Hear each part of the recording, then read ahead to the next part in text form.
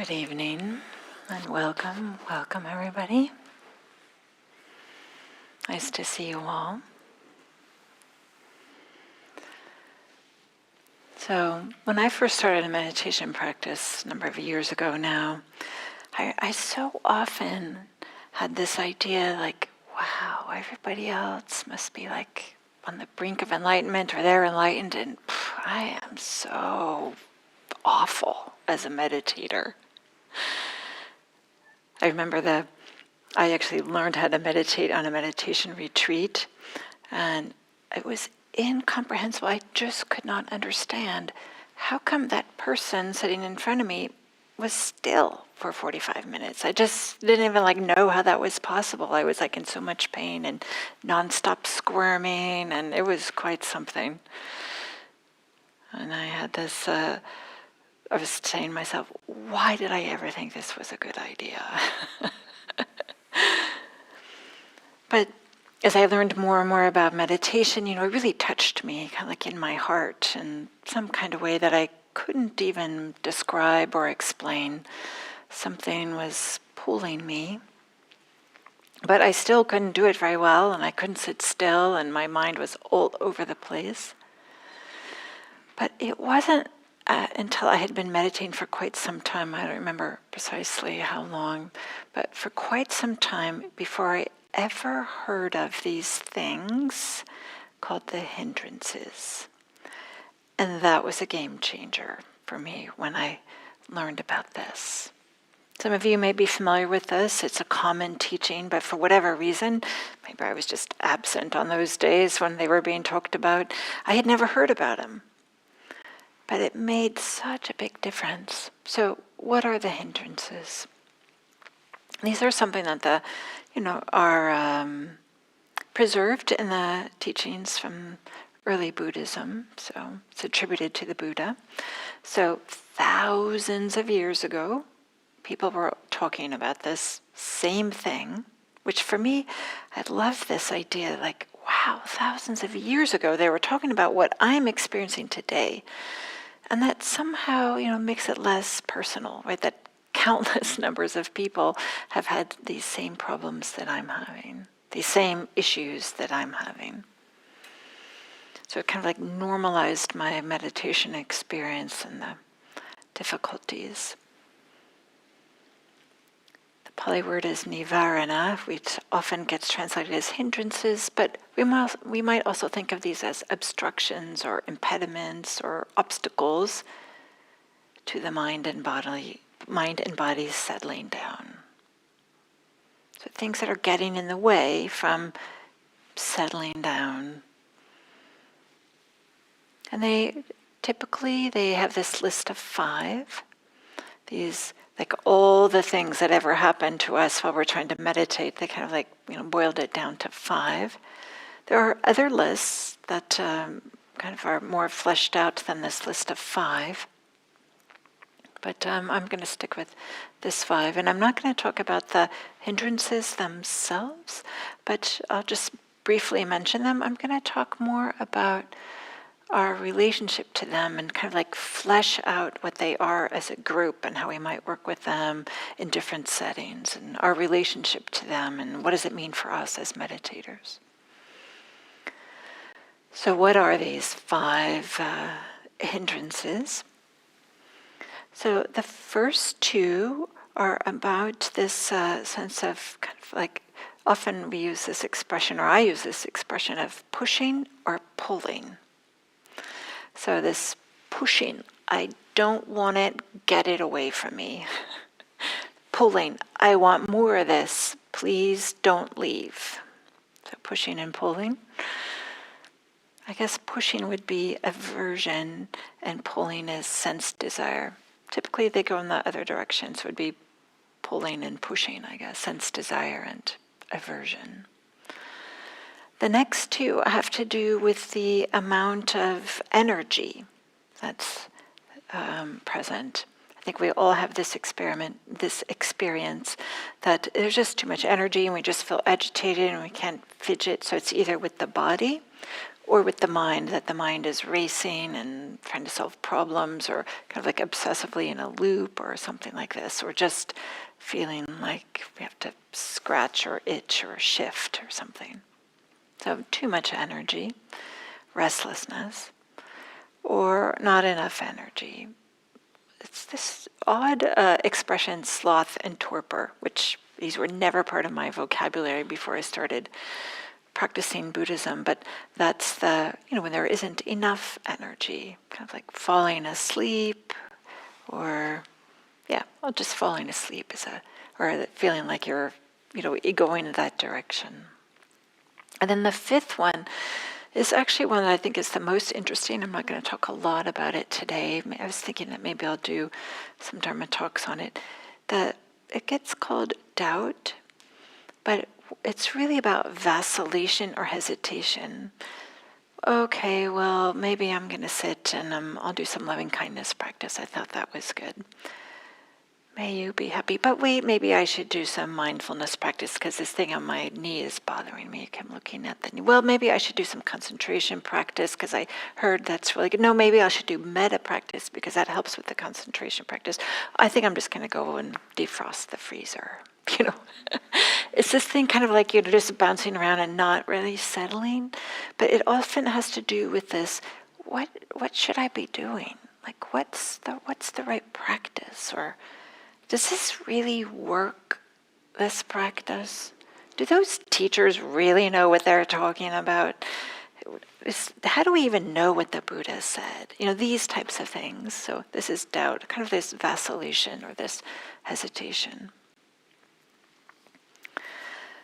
So these hindrances, part of what makes them so interesting, I would say, and powerful to work with, is we notice them in our meditation practice when we're trying to settle down, when we've decided that we're going to meditate.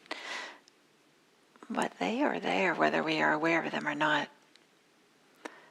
They are there in all aspects of our lives. Work, any creative projects we'd like to do, any service projects we'd like to do, volunteering and long-term relationships. These hindrances, quote unquote, don't just hinder the mind settling down. They just get in the way of our doing what's important to us. They get in the way of our expressing our values in so many different ways. So there is one way that we might consider meditation practice.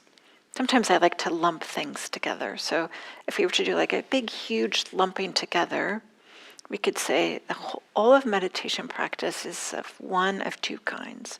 One is a really deep meditative state, very deep. The other is you're working with the hindrances. That's it. Like you could say these are like the two types of things, because the hindrances are always there unless we're in really deep meditative states. So in some way they are like seeds that blossom or bloom or grow, and maybe when they are growing, they have like these hooks that like to hang on to things, or they're looking for things to hang on to.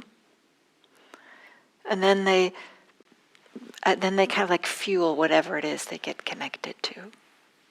For example, a story that I have is, I was on this really long retreat. I had been in for months, and the mind is really settled. And I noticed, but in this one sit in particular, there was like some of this desire. There's like these fantasies. Now I don't remember what it was, but fantasies of something good, right, that I wanted.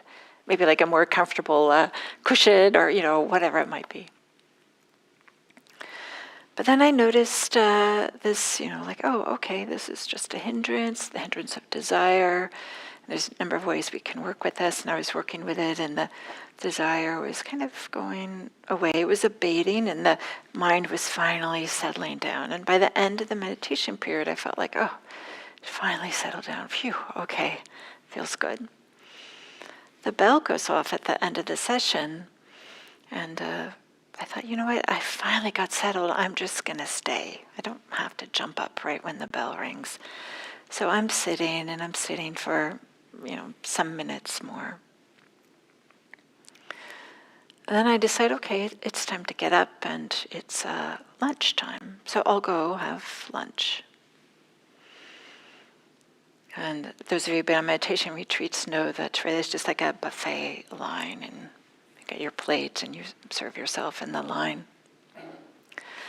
So I go to the dining hall, wash my hands before, get my plate, and go up to whatever the first thing is. Oh my gosh, this looks so good. Okay, I gotta put some of this on.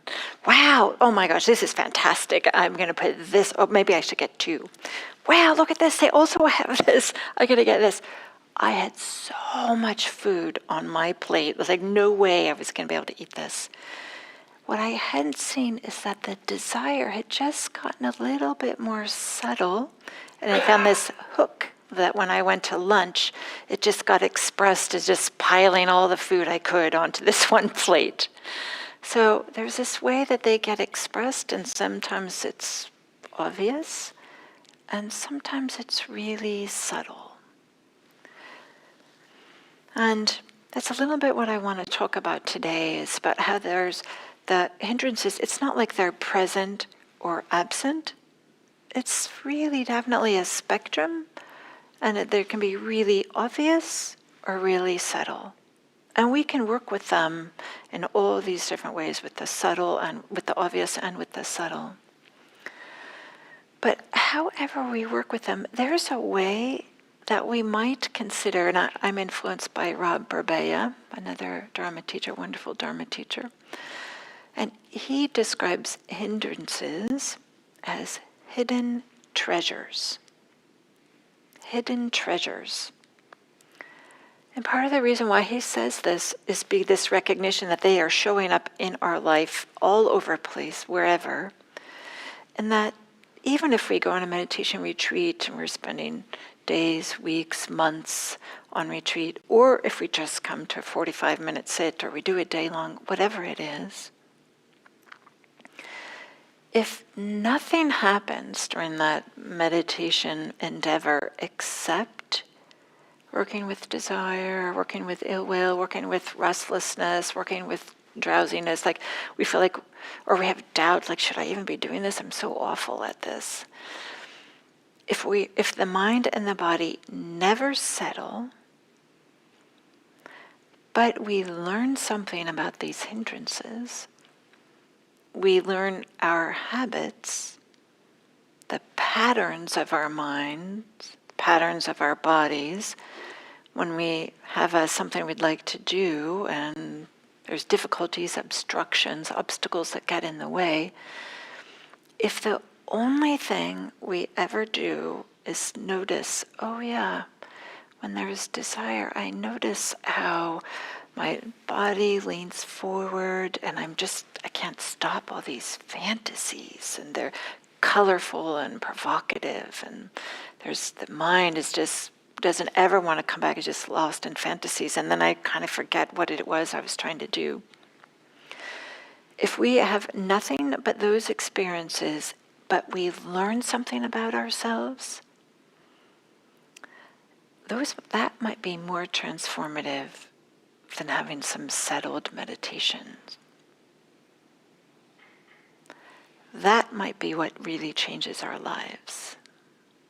Because having a settled meditation is pleasant, and it helps us to see some of the more subtle things that are going on in our life, but the subtle things that are going on in our minds, but learning about the hindrances and shifting our relationship to them.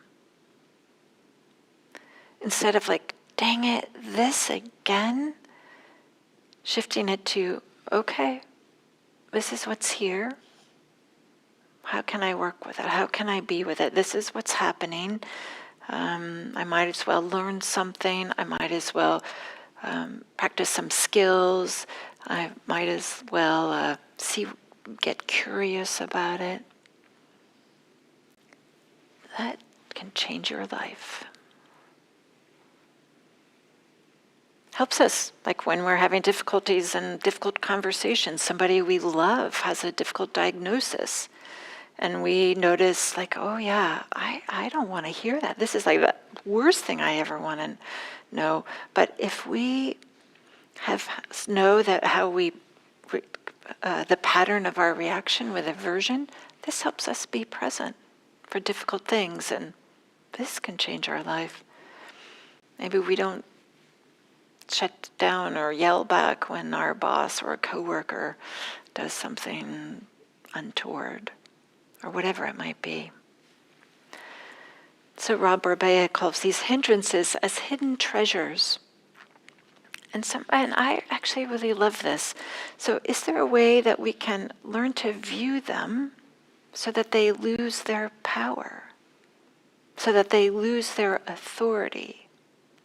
They're still there. They're still happening, but maybe we're not as caught up in them. Maybe we're not believing them, the stories that they spin, or we're not so swayed by the direction that they're pointing to. So they still show up, maybe as seeds, but maybe the blooming and the blossoming isn't quite as much. Maybe they're just plants instead of seeds. So one thing that can help with this is to get a little bit curious when, like, either when a hindrance is really evident, or maybe just more objectively to notice or get curious about the hindrances are a spectrum. I said this, they're really obvious or really subtle. So it's not that they're simply present or not present. So there's a way when they're present, we can sometimes feel a little bit demoralized or dejected, or like, oh, again, all this desire. I learned how when I started my meditation practice, I discovered how much desire has such a role in my life. I'm always thinking about things I'm going to buy. I'm thinking about things that I want, or all these things that I want that I don't have. But if we notice that they are a spectrum, then we can start to, rather it just being they're there or not, we can notice like, oh, okay, there's desire here, but maybe there's also a little bit of settledness. We're not completely consumed by the desire. Or maybe there is a time when we are pretty settled, maybe more than usual, and yet we could start to sense like, oh, there's this wish for even more settledness. So to notice that, oh yeah, even though the more obvious type isn't there, there might be the more subtle type of desire that is there. And so maybe we can work with it. And I'll talk about how to work with some of the hindrances here in a moment. But I want to start by talking about this spectrum in regards to energy. Because one of the hindrances is restlessness. And it turns out that the Buddha, he actually talked about in some of these not as well-known suttas and in not so well-known lists. Those of you who've been around the Buddha scene know there's so many lists. There's different levels of intensity of this too much energy. So one is what typically is called the hindrance, which may be described as agitation or excitement or distraction, or this like flurry, this sense of agitation, like this busyness, udacha in Pali. And so this could be in the body. It's like this energy's pulsing through, and there's like this sense to fidget, but there's also like this agitated vulnerability, like as if we've had too much caffeine. So it could be in the body, but it can also show up in the mind as this scattered or persistent thinking. Can't quite settle down, or just this inability to focus, or the mind just resists being directed anywhere. It's just doing whatever it wants to do. So that's one type of like too much energy, this what we typically call the hindrance. But then the Buddha also talked about like this excess of efforting. That is like a little bit too much exertion in the practice. There's a certain amount of settledness, but there's a straining. There's this, I definitely have to do more, or I need more, or I want more, or I'm just trying so hard. And there's a way that this can make things feel really tight, like I gotta get this. In Pali, this is attarada virya. And I love there's this very simple simile that's offered that is of a person that holds a quail, these cute little birds. We have the California quail. I just love them. They're just adorable. For those of you who know them, the way that they walk with these little things on their heads, they're just adorable. I just love them. I just saw some baby quail the other day. It was just... Anyway, so if you're going to hold a quail, and if you hold it too tightly, you can crush it. So in the same way, if we hold our practice, the effort, too tightly, it crushes it. And then it's just this straining. So that's another type of maybe too much energy, is kind of gets translated into too much effort. But then there's this even more subtle type, is this, often the Dharma teachers call this drifting. So I haven't seen this anywhere in any Buddhist text. This is something that Dharma teachers have come up with, but I find it's a good description and can be helpful. And this is when the mind is settled. So it's not agitated, it's settled, but there's a way that it just kind of like slides from one object to the next, and then goes to the next. So it's not that it's sluggish, it's just kind of moving slowly. So it doesn't have this quality of agitation, but it also doesn't have the quality of just staying with the object. Instead, maybe it's like, oh, the sensation in my knee, breath, thinking about dinner, breath, other knee. But there's a way that it's like, sometimes gets described as, maybe slow motion, like a monkey that swings from one tree to the next, but slowly.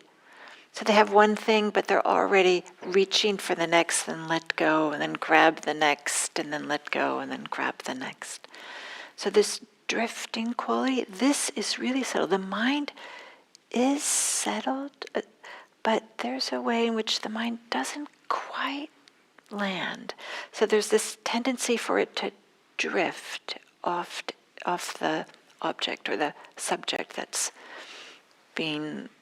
looking at. So there's just a bit more thoughts and images in the mind than there would be if the mind were more settled.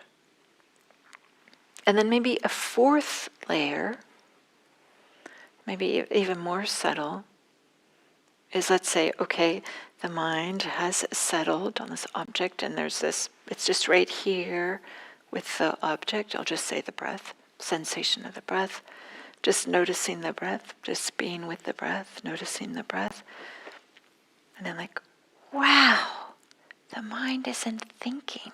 And then, oh, that's actually thinking. But because we didn't notice it, it's just doesn't get really seen. So there's this way in which there's this subtle way in which thoughts kind of like intrude, and like, wow, it's so still. And that happens, we're over here as a thought and then coming back. That's also a little bit more energy.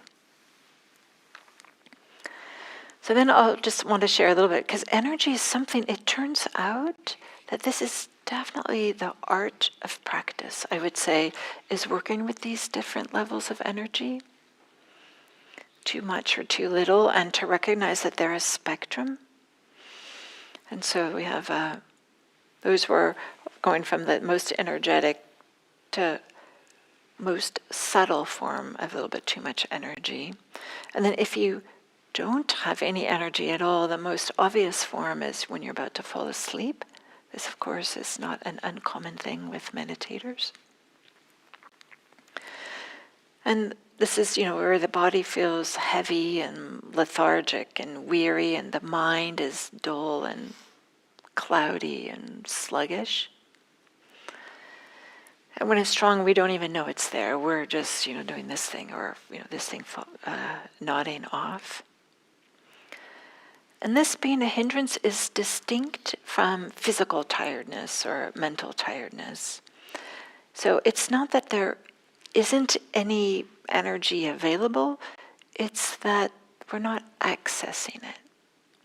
So there's a way in which there's like choosing not to access it.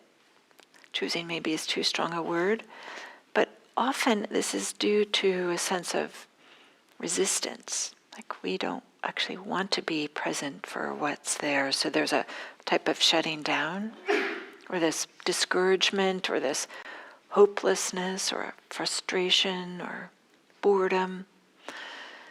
So when these things are present, there's a way in which there's kind of like the whole energy just kind of drains out.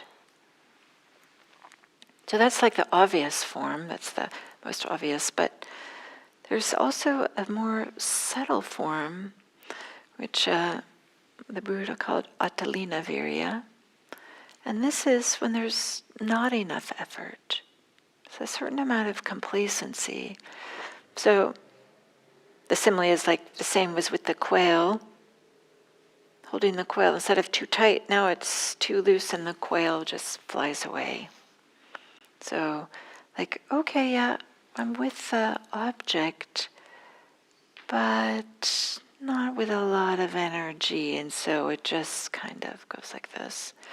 The mind kind of drifts away, and then maybe comes back a little bit, and then drifts away.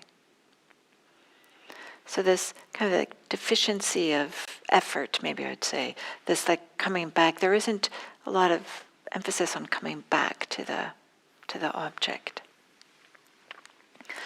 And there's also another type of way in which this shows up, and this is as inertia. So just this way is just kind of like letting the momentum of practice unfold, but then the momentum runs out.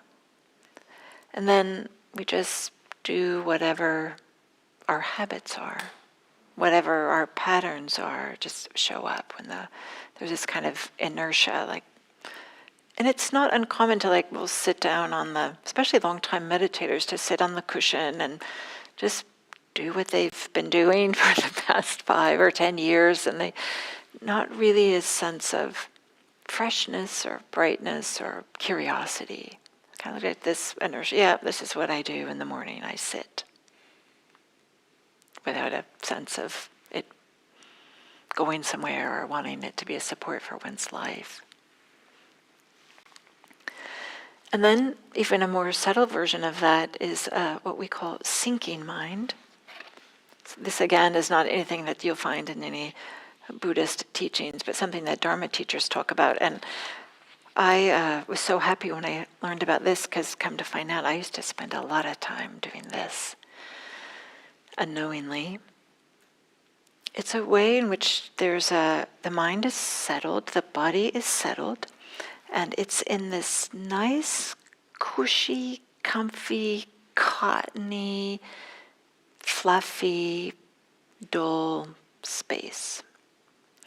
So it feels like, the outside world is a little bit away, but this feels like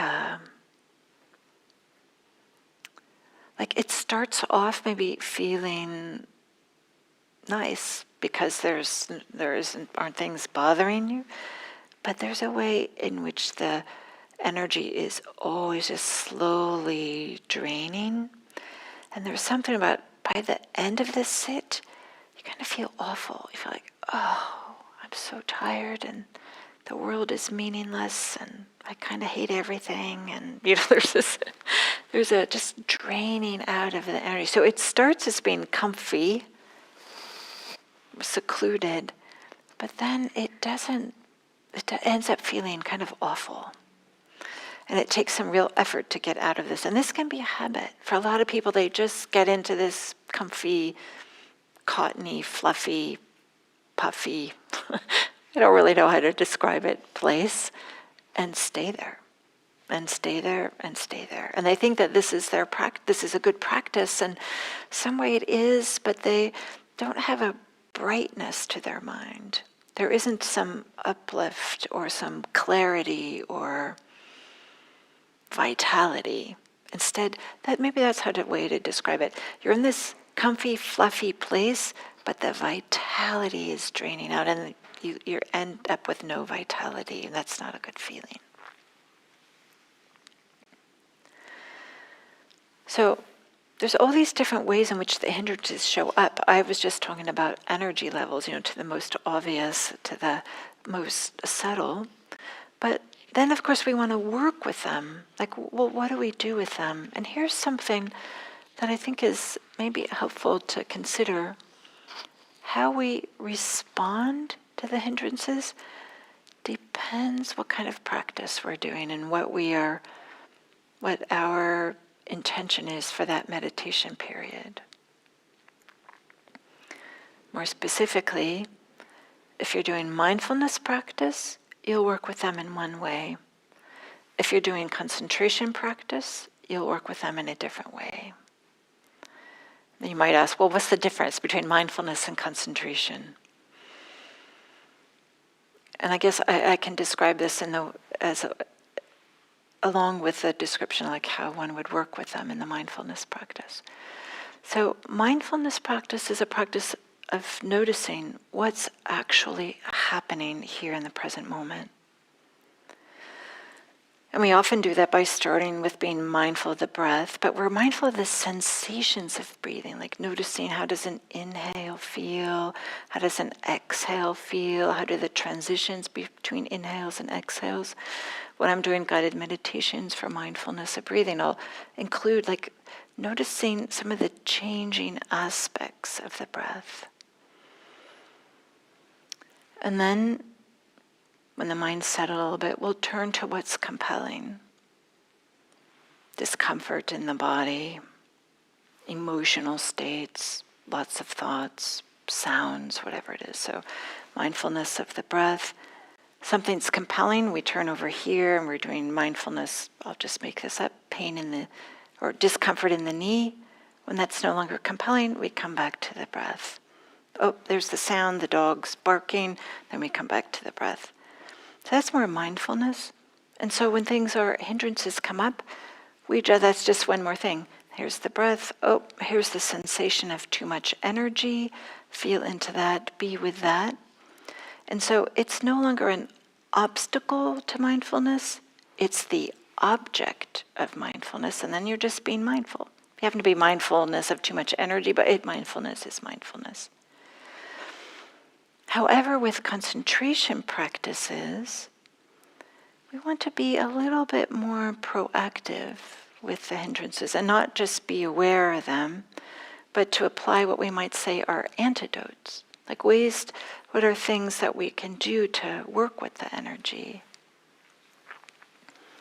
And so one thing that we can do is if we feel like there's too much energy, we can shift our practice to start doing body scans, going from the head down to the toes.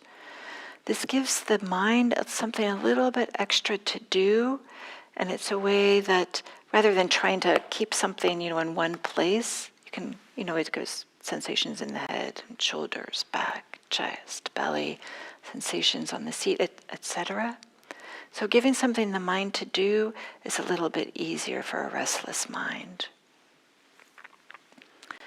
Something else you might do with concentration, but you wouldn't do with mindfulness, is to extend the exhale just a little bit. just the way the human physiology is, extended exhales are calming. It's kind of sometimes why we go, right? This kind of is a habit, but to just intentionally, just very simply extend the exhales a little bit. And that might be a way in which you can work with too much energy. Another way is to just find a way of breathing that feels soothing. And this might mean bringing in a little bit of an imagination. Something that I've heard a Dharma teacher say is that maybe as if when the mind is quiet, pretty settled, but there's still some restlessness. So it's settled enough that you can notice the feeling of breathing in your back. You know, like the muscles between our ribs move a little bit when we breathe, and including the ribs in the back. When the mind is quiet, you can like feel that. And you just might, imagine like it's maybe like somebody that's like stroking your back in a way, like a loved one. Like when we do this like with kids or people that we love, we stroke their back. Just might notice or like have the breath, have this maybe sensation of like somebody is like soothing, touching your back. And that can be a way also with restlessness, bringing in a little bit of imagination that's still connected to the sensations of breathing. And so we would apply these antidotes just as a way to kind of like help the restlessness settle. And when that restlessness has stopped or settled more, then we can come back to more conventional concentration practices. So that's one way to be with too much energy if you're doing concentration practices. But what if you're doing, you have too little energy and you want to be doing concentration practices? It turns out doing body scans is another way to do it. If you're with the breath, to shift to body scans. So body scans work with both too much energy and too little energy.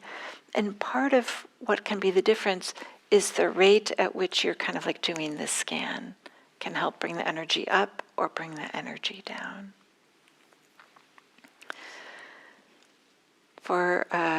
To bring up the energy, actually longer inhales, just a little bit, I'm not talking about super long ones, but just a tiny bit longer. That kind of like brings up, kind of like energize the system, energize the body and the mind. Or something else that we might do if there's just not enough energy, if we're doing concentration practices, is there's a way in which we can open our awareness really wide. Yeah, this is hard to describe if you don't have experience with this, but maybe in the same way that if we're going to do mindfulness of sounds, we kind of like open up and like we're listening to sounds that are in different places. To open up the awareness to be really big. This is something you'll just have to play with. It's hard to describe, but because when we're really tired, have you noticed this? That there's kind of this collapsing, right? And we're just kind of, just this dark little experience. I notice how often with my body too, like I can't help myself. There's this, with the body is leaning forward, but if you want to bring in more energies to bring up the posture and have the awareness be really big. It's just something to play around and explore with. Wow. So I'm saying wow because I'm looking at the time.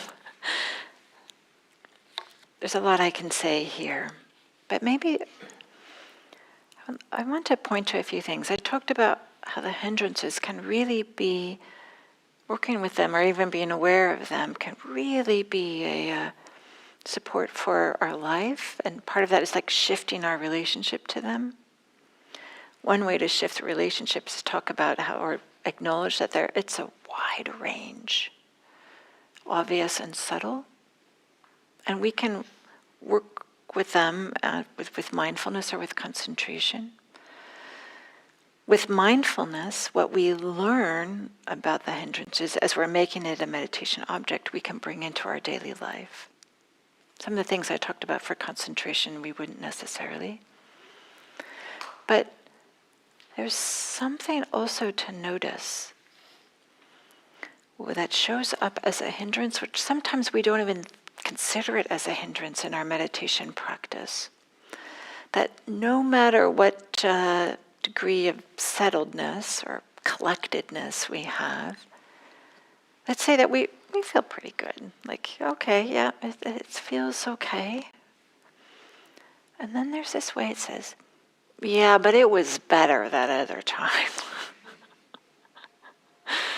So there's this way in which there's this little negativity that shows up. And I love the way that Rob Burbea, he describes this he calls this a micro-negativity, this habit of the mind, and describes it. He has this simile. It says, as if you were a potter and you're throwing, I don't actually know what the correct words for this, but there's a potter's wheel, and the wheel's spinning, and you have a lump of clay in the middle, and you want to make something, like a bell or a vase or cup or bowl or something. So you're working with your hands, and if there's just this little negativity, yeah, it was better before. This is pretty good, but that's like a little bit of pressure, and then the pressure gets put on this piece of clay, and the shape starts to change because there's just this slight pressure.